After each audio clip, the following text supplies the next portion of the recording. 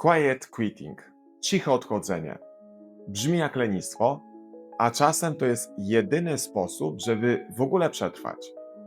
Ale uwaga, quiet quitting ma dwie wersje. Jedna to zdrowe granice i ratowanie siebie. Druga to cicha rezygnacja, która kawałek po kawałku zabija twoją karierę i niszczy dobre nawyki. Ja to przerobiłem na własnej skórze. Jeśli masz etap, że kiedyś byłeś dokładny, punktualny, zaangażowany, a dzisiaj robisz tyle, żeby nie było problemu, to oglądaj dalej. Bo pokażę Ci, jak w 60 sekund odróżnić granice od rezygnacji. I dam Ci konkretne ćwiczenie, plan 3 ruchów, który wyciąga z tego trybu. Co to jest quiet quitting? Quiet quitting to nie jest rzucenie pracy. To jest moment, kiedy mówisz: dobra, stop. Robię to, co w umowie i w zakresie stanowiska, ale nie biorę na siebie wszystkiego, co spada z systemu. Nie robię nadgodzin, bo ktoś nie umie planować. Nie jestem dostępny 24/7. I nie robię ratowania firmy własnym kosztem. I tu pojawia się zamieszanie, bo wiele osób od razu mówi: to lenistwo. A prawda jest taka, że quiet quitting często rodzi się z bardzo konkretnej rzeczy. Z przeciążenia, z dokładania zadań, z chaosu, z braku doceniania, z tego, że dajesz dużo, a w zamian dostajesz jeszcze więcej obowiązków. I teraz najważniejsze. Quiet quitting może być zdrową reakcją, ale może też być cichą rezygnacją. I te dwie wersje wyglądają podobnie na zewnątrz, ale w środku są zupełnie inne. Opowiem Ci krótko moją historię, moje doświadczenie, bo ono pokazuje, jak łatwo granice zamieniają się w wycofanie. Pracowałem w firmie handlowej. Tempo, wyniki, presja.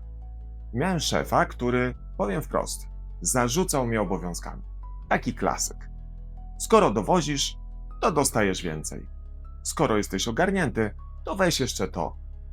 A jak coś się sypie, to nagle to też ląduje u ciebie, bo ty uratujesz.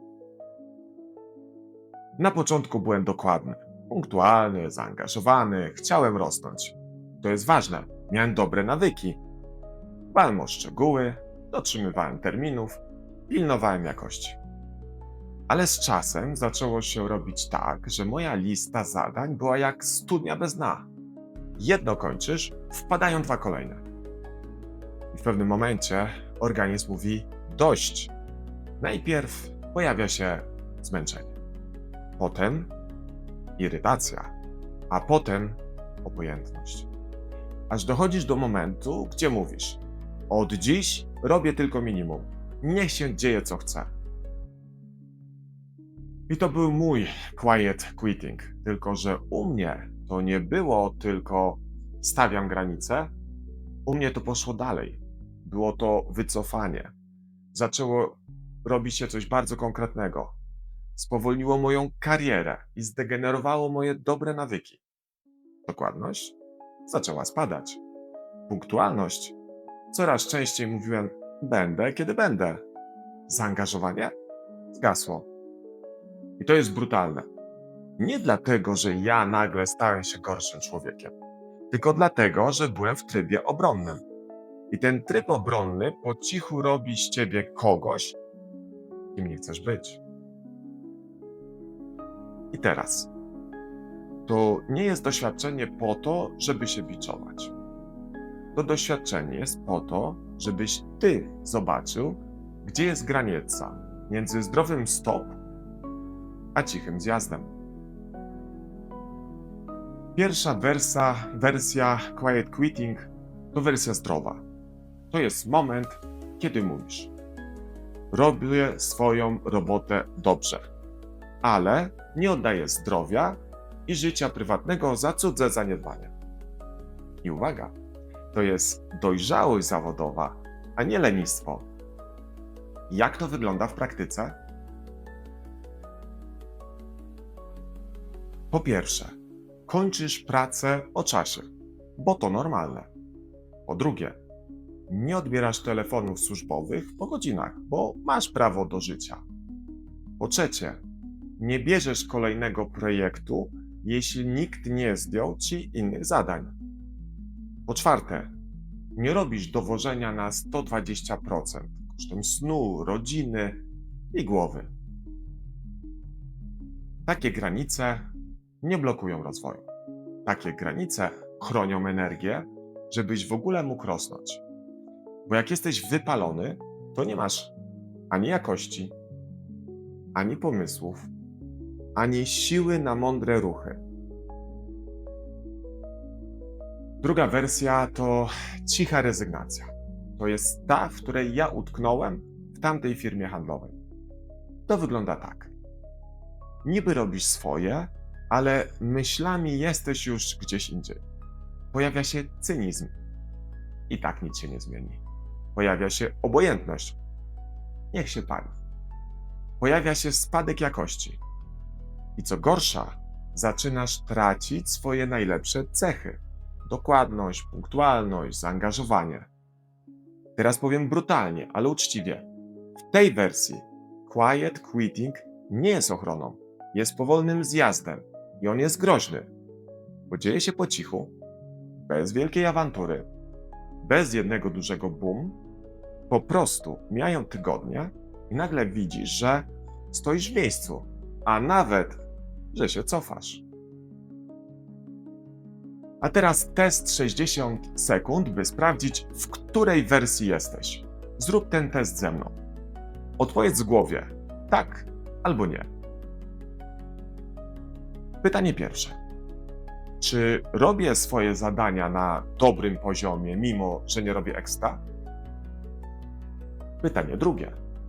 Czy po pracy odzyskuję energię, czy nadal jestem zmielony? Pytanie trzecie.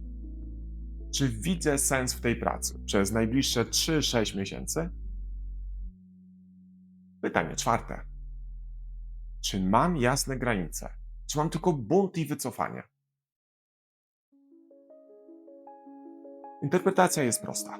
Jeśli masz tak przy pytaniu pierwszym i drugim, to są to raczej granice. Bardzo dobrze.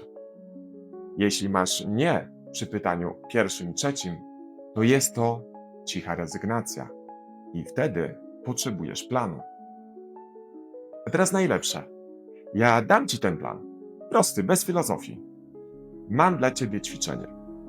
Plan 3 ruchów na wyjście z quiet quitting. To jest ćwiczenie, które przenosi cię z odcinam się do odzyskuję kontrolę. Weź kartkę albo notatkę w telefonie. Zanotuj. Ruch pierwszy. Jedna granica na 14 dni. Jedna, konkretnie, mierzalnie. Na przykład, przez 14 dni nie odpisuję na wiadomości służbowe po 17. Albo pierwsze 30 minut po pracy telefon służbowy leży wyłączony.